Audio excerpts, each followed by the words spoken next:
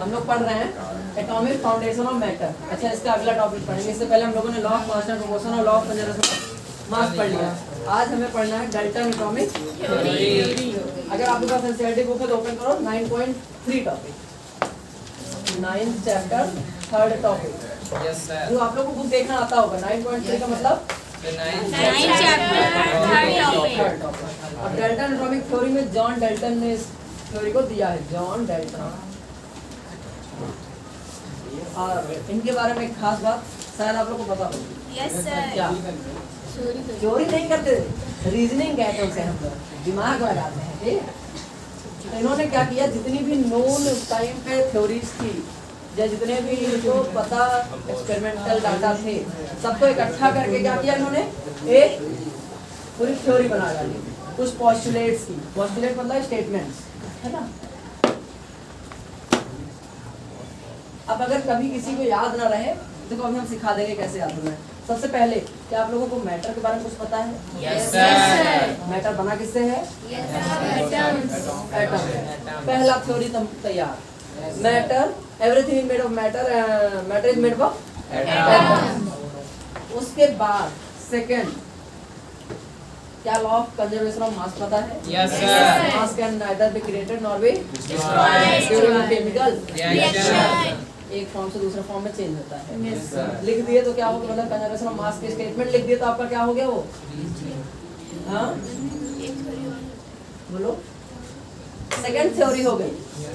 फिर भी मान लो तीसरा लिखना हो तो आपको लिख देना है क्या, लॉ ऑफ कांस्टेंट प्रोपोर्शन का स्टेटमेंट क्या कहता है कि किसी भी कंपाउंड में, केमिकल कंपाउंड में जो एलिमेंट्स हैं उनका जो मास है, एलिमेंट्स का मास वो एक फिक्स रेशियो है। मतलब अगर हम वाटर की बात करें तो हाइड्रोजन और ऑक्सीजन का जो मास का रेशियो होगा वो 1:8 ही आएगा, पानी चाहे जहाँ का, मतलब इररिस्पेक्टिव ऑफ द सोर्स। तो ये तीन बातें तो आप आराम से लिख सकते हैं। फिर एक बात और आती है कि एटम इंडिविजुअल है। एटम कैसा है? इंडिविजुअल। ये भी लिख दो, बन गई 4 बातें। Yes sir. चलो अब बुक से पढ़ के देखते हैं ना, ऐसे थोड़े ना 4 बातें बना देंगे। पहला क्या है, पहला statement, John Dalton proposed his atomic theory in terms of, ये मिला कि नहीं आप लोग? Yes sir. John Dalton proposed his atomic theory in terms of a certain postulate. These postulates combined earlier, earlier experimental observation and served as a basis for modern scientific theory. उन्हीं सबका combination है। A postulate is the fundamental assumption. Postulate की definition दी है। Postulate क्या होता है? Fundamental assumption accepted as truth without formal proof from which further ideas are found or developed. Postulate उसे कहते हैं एक ऐसा आइडिया या ऐसा एक स्टेटमेंट है ना, जो कि सबने मान लिया और ट्रूथ है। हमने बोला ऐसे होता है, हमने कहा ये नीला कलर का चौक है। आप बताओ कैसे कलर का चौक है? नीला। सबको नीला दिख रहा है? Yes sir. इसका कोई प्रूफ नहीं दे रहे हम बस कह रहे हैं, तो सब मान रहे हैं, कोई इसके अगेंस्ट खड़ा होने को तैयार नहीं है। तो हम बोलेंगे दिस इज अ ब्लू चौक। ये बन गया एक पोस्टुलेट जो सब मानते हैं। समझ गए? Yes sir.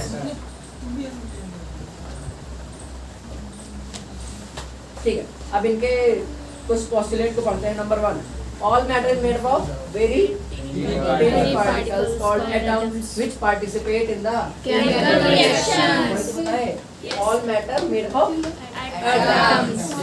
Second, atoms are indivisible. Atoms are Indivisible. Which cannot be created or destroyed in a chemical reaction. मतलब law of conservation of mass. इसके बाद तीसरा क्या है, atoms of a given element are identical in mass and chemical property. मतलब कोई element है, जैसे हमने कह दिया सोडियम, एटॉमिक नंबर बताओ। 11. पिछले चैप्टर में हम लोगों ने इसके बारे में Yes, sir. 11। सोडियम अगर ये है, इतना बड़ा सोडियम है तो ये अब पता है इतना sodium atom infinite number of, मतलब बहुत सारे इनफिनाइट नहीं कहेंगे, बहुत सारे एटॉमिक एटम से मिलके बना है। तो जो सोडियम का ये एटम है, ये एटम है, ये एटम है, सारे एटम कैसे हैं? आइडेंटिकल।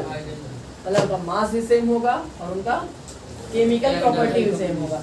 किसी एक एलिमेंट के सारे एटम की केमिकल प्रॉपर्टी और मास क्या होती है? Same. बताओ इसका मास कितना है?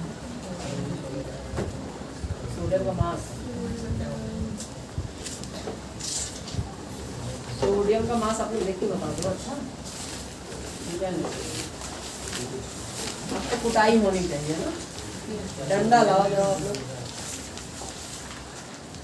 डंडा लाओ 23 होता है।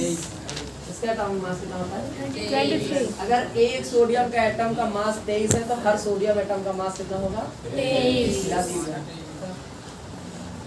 चलो अगला क्या है atom combine in a ratio of simple whole number to form compound. Atom combine करते हैं सिंपल होल नंबर के रेशियो में। Atom combine to form a compound in a simple whole number. Relative number and kind of atom are constant in given compound. मतलब जो atom है उनके number हमेशा क्या होते हैं फिक्स होते हैं।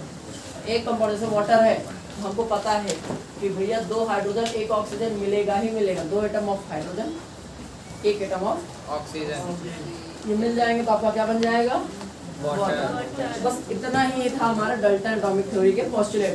Dalton postulates provide the basis for the modern understanding of atom and their behaviour. For example, hydrogen and oxygen combine to form water, but the atoms themselves are not destroyed or changed into the something else. मतलब वो जो बनाया गया वो ना तो बिगड़ा ना तो कुछ नया बना। Similarly, कोई बात नहीं खा लो।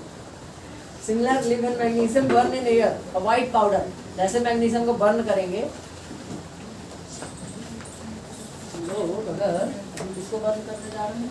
मैग्नीशियम एयर में बर्न करेंगे तो बनेगा मैग्नीशियम ऑक्साइड। अब व्हाइट पाउडर, ये व्हाइट पाउडर होता है, ये क्लास 10 की अभी चल रही है ना इस साल। अगले साल तो बदलने के पूरे चांस है, तो इस साल चल रहे उसमें इसके चेंज होने का चांस है, लेकिन इस साल में पहली रिएक्शन यही है। मैग्नीशियम को एयर में बर्न करते हैं तो क्या बन जाता है white powder of magnesium oxide. This shows that the atom of magnesium have combined with those of oxygen to form, मतलब ये रिएक्शन हुआ, ये दोनों मिलके आपस में एक नया प्रोडक्ट बना।